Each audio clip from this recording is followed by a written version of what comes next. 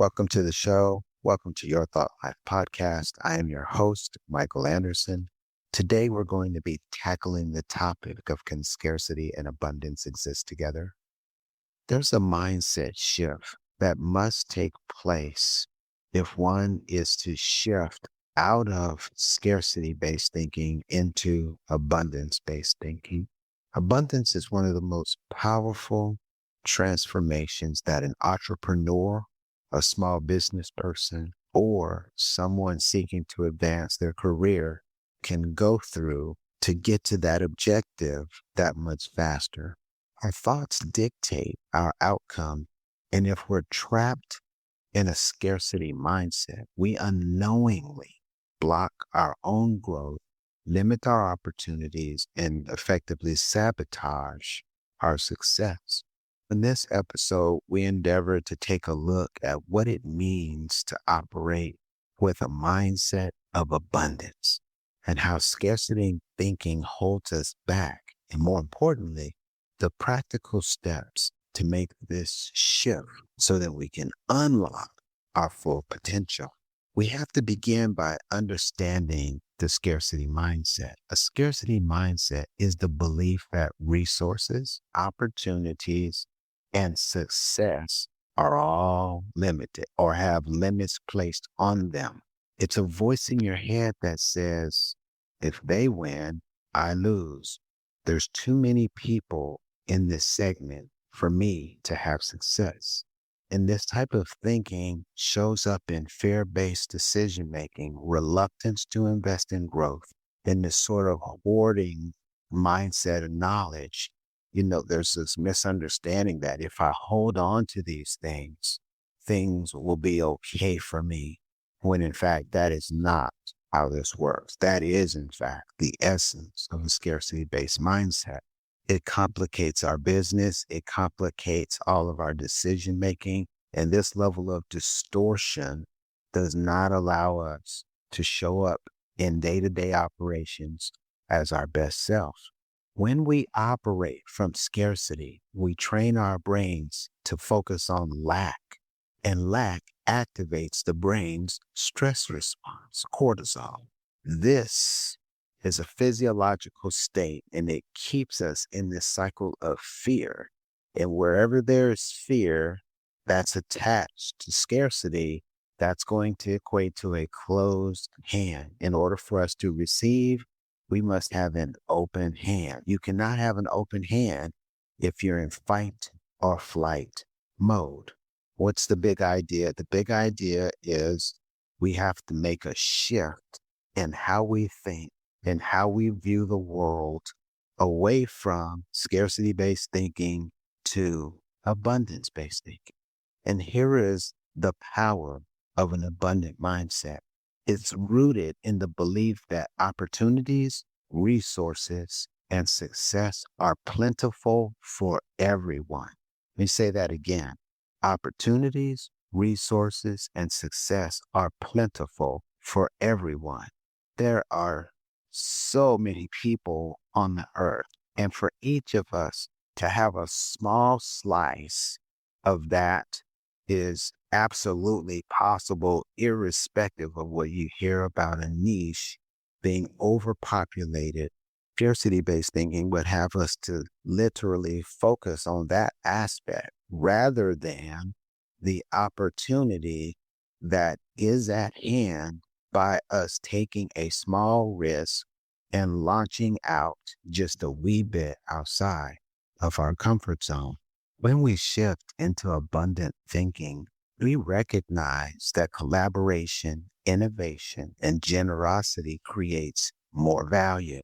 The brain's neuroplasticity allows us to rewire our thinking, strengthening those neurological pathways that reinforce gratitude, possibility, and confidence. Studies in positive psychology confirm that individuals who adopt an abundance mindset experience higher levels of creativity, higher levels of problem-solving ability, and have an overwhelmingly high degree of well-being. This sounds like the recipe for success. each of us stands to benefit from this type of thinking. How do you shift, though, from scarcity to abundance is the big question here, and is at the heart of what we want to transfer from a knowledge perspective to each of you today. Moving from scarcity to abundance is a process. Like everything we teach here on our podcast is a process. You don't just do it once and you've got it. You've got to work at it. You've got to be exposed to the circumstances and apply these principles consistently. Today, we're going to share with you another set of principles to undo this scarcity-based mindset and shift into an abundance-based mindset. You have to reframe these thoughts. This is at a foundational level. One of the things we teach here quite a bit is cognitive behavior therapy. And this is the whole idea that we have to be aware first of what we're thinking about. And after we become aware of it and we see what it's doing to us, we then make the change. So when scarcity thoughts arise, we challenge them with evidence of past success, growth, and opportunity. When it tries to hone in and really create a set of circumstances where we're focused heavily on the downside, we're asking ourselves to show the proof. And if there's no proof, then we simply convert it from a negative to a positive.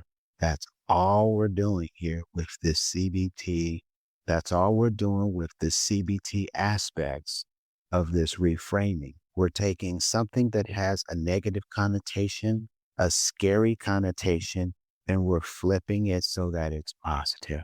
We're going away from I can't to I can. We're shifting the mind from it's not possible to it's possible. We're also abandoning I'm not enough for I have everything that I need to get this done with perhaps a little bit of training. Do note, in order for this to work, one has to be okay with becoming a little bit uncomfortable. That is to say, you are going to have to move out of your comfort zone a wee bit. You can do it very small, very gradually, very calculated, and get to a point where that type of thinking is okay for you, where you embrace it. It's not until you do this piece that this comes together in a real tangible way that you see a delta day over day, week over week, month over year over year.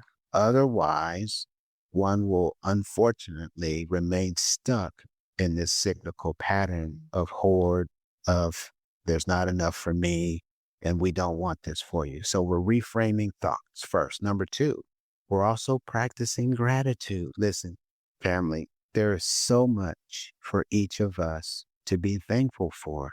If you could just take the time each day to begin the day thinking about just three things, and you do this in the morning, maybe you do it midday as part of your reset. Perhaps you have a challenge throughout the day and you want to shift out of that, problem mode into this gratitude mode. What you'll find is it will settle things down for you. It will help you gain clarity and you'll be able to move through life without some of the heartache and some of the headache.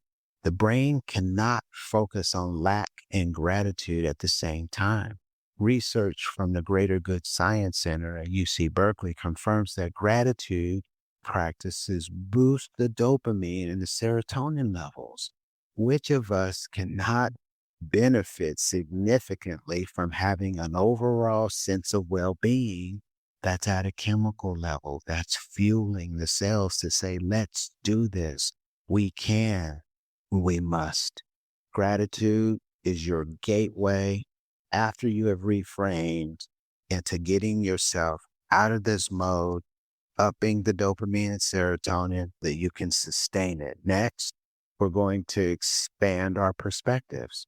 How do you do that? You've got to think about the type of people you're around. You got to really consider your environmental conditions. They have an impact on how you do your day-to-day operations. Well, what do you do then? You have to surround yourself with people who embody an abundance mindset. You're simply not going to be able to make this shift if everyone in your circle is scarcity based. Scarcity breeds scarcity in the same way that abundance breeds abundance. You've got to change your environmental circumstances. And maybe that calls for you doing some deeper analysis on whom you refer to as friends right now. I'm not telling you break off, long-term relationships, but various relationships have various time periods assigned to them. Or you can do as I do, you can categorize them. I have friends that I just do friendships with. I have friends that I just do next level life with. I have friends that I just do entrepreneurial things with. Categorize them so you don't have to cut them off, but know that when you're doing something as profound as this, you will not be able to be around those people who are unsupportive, who are not doing life the way that you're doing life, because they will drag you down. The energy profiles are not in agreement.